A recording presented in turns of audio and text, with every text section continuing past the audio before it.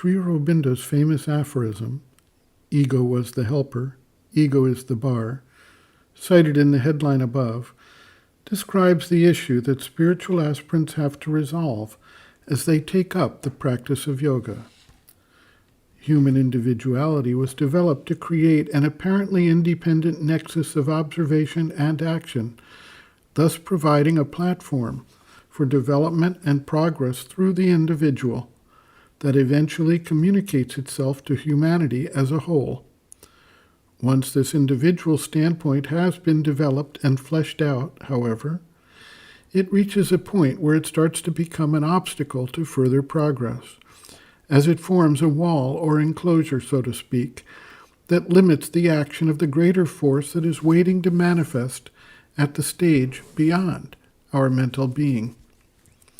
Past practices of yoga have generally focused on the ego personality by setting forth specific practices, goals, and objectives, primarily for the individual to escape the illusory existence of the external life and achieve some kind of individual nirvana or experience of samadhi and become liberated.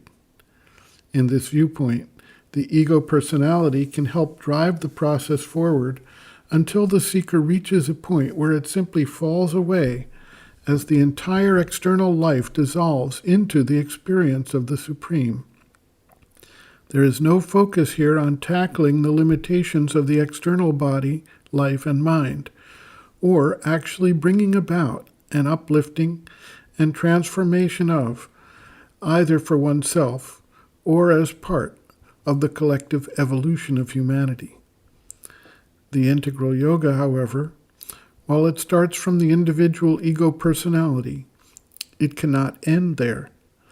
Part of the transformation process, indeed a central aspect of it, is the systematic widening and transformation of the individual ego consciousness into a pure nexus for the reception and transmission of the higher spiritual force that is in the process of evolving, taking humanity eventually beyond the limits of body, life, mind, and bringing forth a new power of consciousness that can resolve the limits, obstacles, and resistances of the external nature.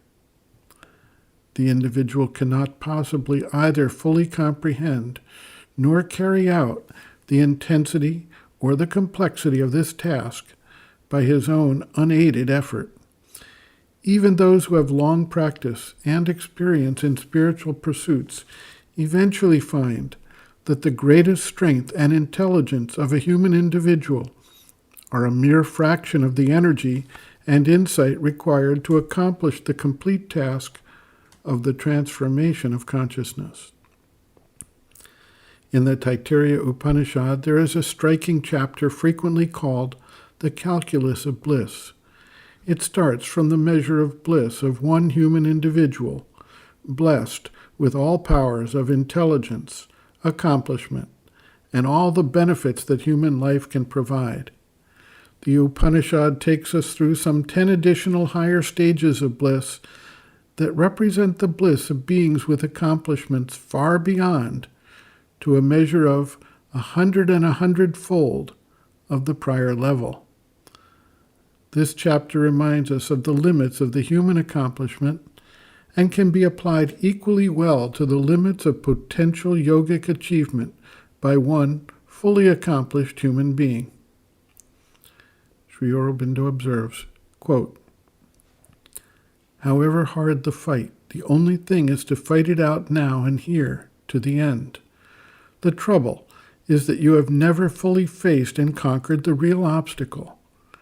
There is in a very fundamental part of your nature a strong formation of ego individuality, which has mixed in your spiritual aspiration a clinging element of pride and spiritual ambition. This formation has never consented to be broken up in order to give place to something more true and divine. Therefore, when the mother has put her force upon you, or when you yourself have pulled the force upon you, this in you has always prevented it from doing its work in its own way.